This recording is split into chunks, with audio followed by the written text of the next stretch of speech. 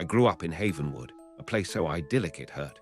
White picket fences, bake sales, the whole 9 yards.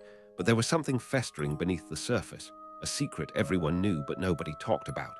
It started with the disappearances, always at night, always someone living alone. Then came the whispers of the clinic, a place on the edge of town, shrouded in trees and rumors.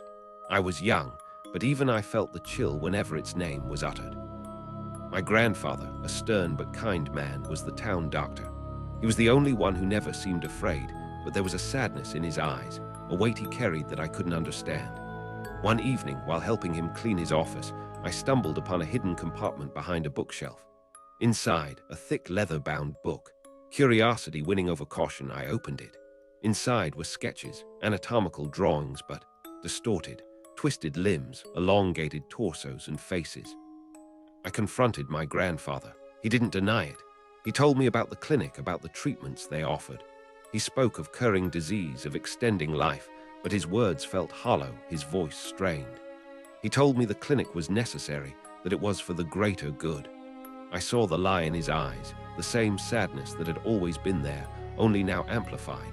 He begged me to forget what I'd seen, to keep the secret of Havenwood. Days turned into weeks, weeks into months. The disappearances continued. I tried to forget, to bury the images from the book deep within my mind, but they clawed their way to the surface, especially at night. I'd lie awake, listening for the screams, wondering who was next. The town, once a sanctuary, had become a prison. I was trapped, bound by the secret we all shared. One night, my grandfather didn't come home. I knew where he was. I knew what had happened. The fear that had been simmering inside me boiled over. I had to do something. I had to break the silence. I snuck out, my heart pounding against my ribs. The fog was thick, swirling around me like a shroud. The path to the clinic was overgrown, neglected. The air was heavy with a strange, metallic scent. It clung to the back of my throat, making me gag. The clinic was eerily silent. The windows were dark, but I could see a faint light flickering from within. I crept closer, peering through a grimy window. What I saw made my blood run cold.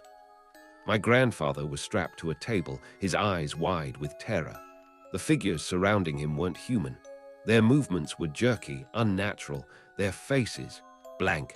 They were the things from his sketches, brought to life.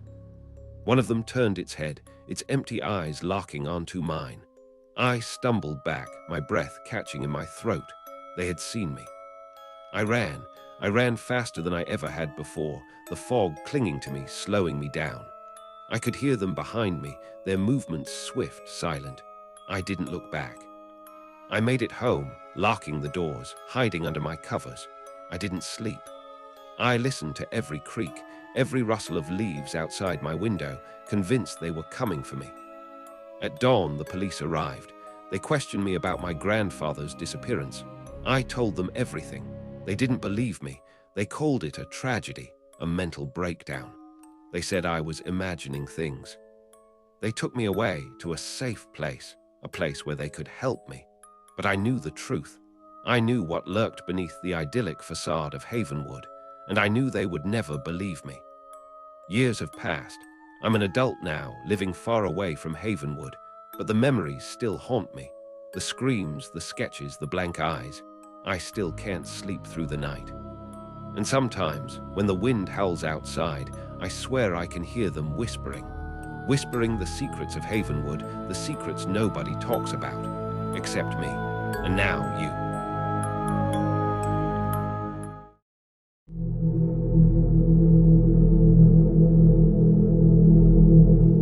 I swear, the moment I stepped off that bus in Silent Hollow, something felt off.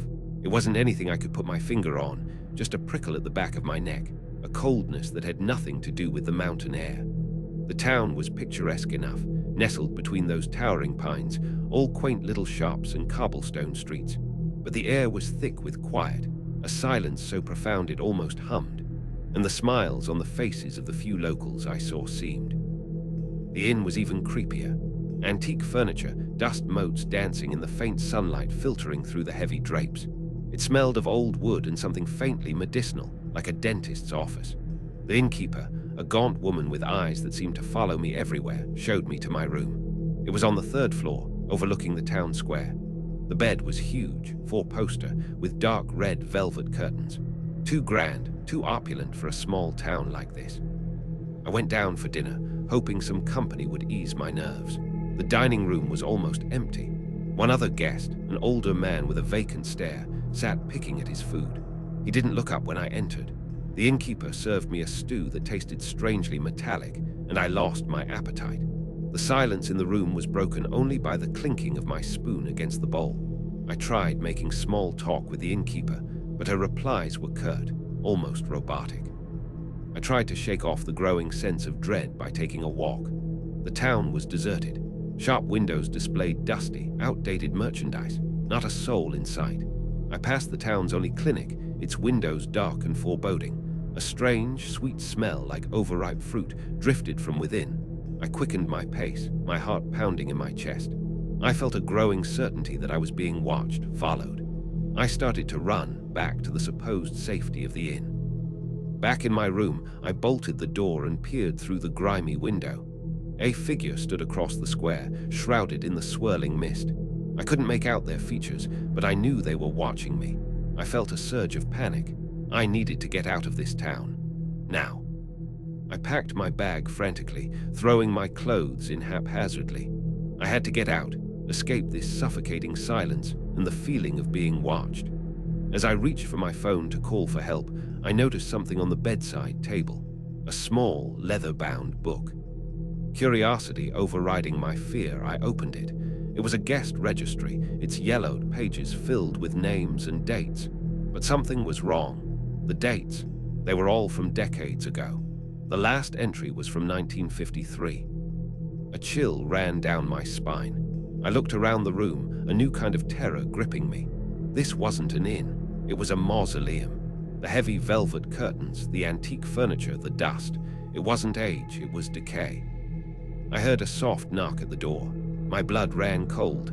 I knew I couldn't open it. I stood frozen, clutching the guest book as the knocking grew louder, more insistent. I backed away from the door, stumbling over my bag. I fell against the four-poster bed, the heavy velvet curtains closing around me like a shroud. The knocking stopped. A moment of silence, then a click, the sound of the door unlocking. The figure from the square stood in the doorway. The fog swirled around them, obscuring their features, but I could see the glint of something metallic in their hand. A scalpel. The sweet, overripe smell from the clinic filled the room. They stepped closer, the scalpel raised. I screamed, a primal sound of pure terror, and lunged for the window, desperate for any escape. The window wouldn't budge. I turned back to face my attacker, only to find them gone, vanished. The only sound was the rustling of the velvet curtains. I stood there, heart-pounding, trying to catch my breath. Then I saw it. My reflection in the dusty mirror on the opposite wall, but it wasn't me. My face. It was gaunt pale, my eyes, vacant, and in my hand, a scalpel. The sweet, overripe smell of decay filled my nostrils. I realized then, I wasn't the tourist. I was the innkeeper. I was the one who had been killing them all along, and the next bus was just arriving.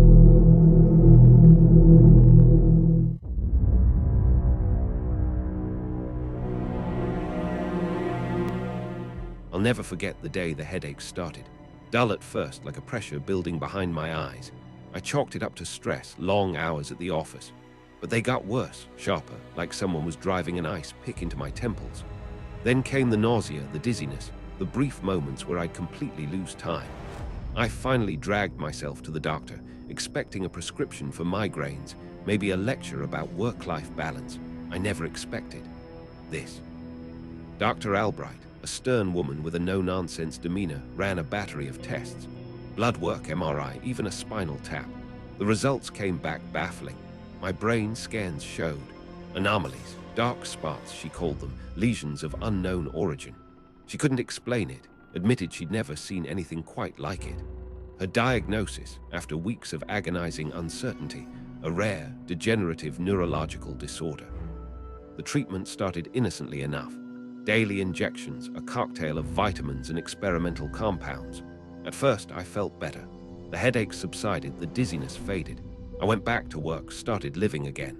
But a new symptom emerged, a chilling side effect I hadn't anticipated. My dreams. They became vivid, terrifyingly real. I'd wake up in a cold sweat, the images seared into my mind. Twisted figures, whispering voices, a sense of something watching me. I told Dr. Albright about the nightmares. She dismissed them as a common side effect, told me not to worry. But I did worry.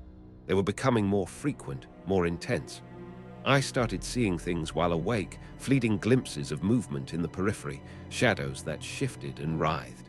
My reality was blurring, the lines between dream and waking life dissolving.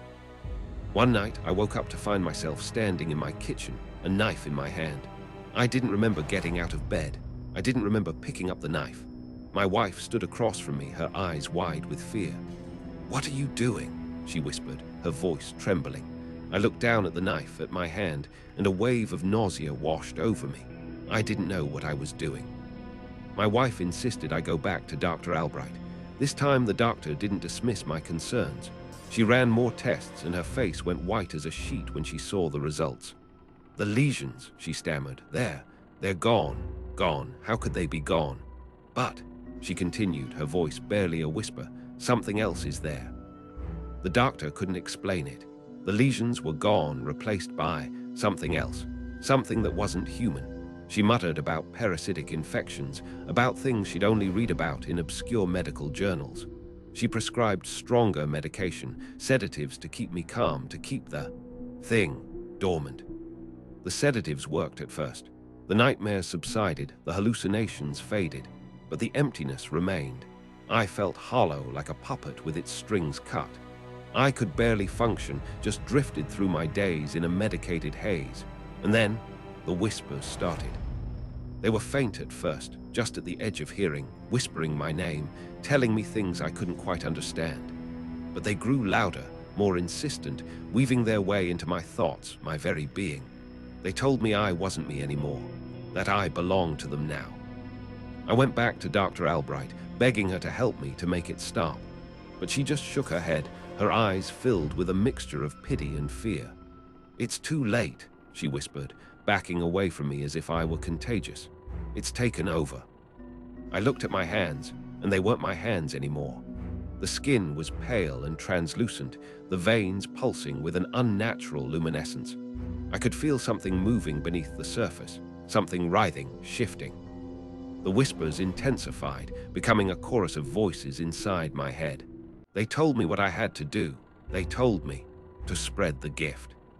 I found myself back in Dr. Albright's office, but this time, I wasn't a patient. I was there to give her the cure, the same cure that had been given to me. As I injected her with the glowing fluid, I could feel a new connection, a shared consciousness. The whispers in my head became louder, more joyful, as Dr. Albright began to convulse, her eyes rolling back in her head. She looked at me, her eyes now glowing with the same unnatural light as mine, and smiled. "Thank you," she whispered, her voice no longer her own. "Now, we can finally heal the world together."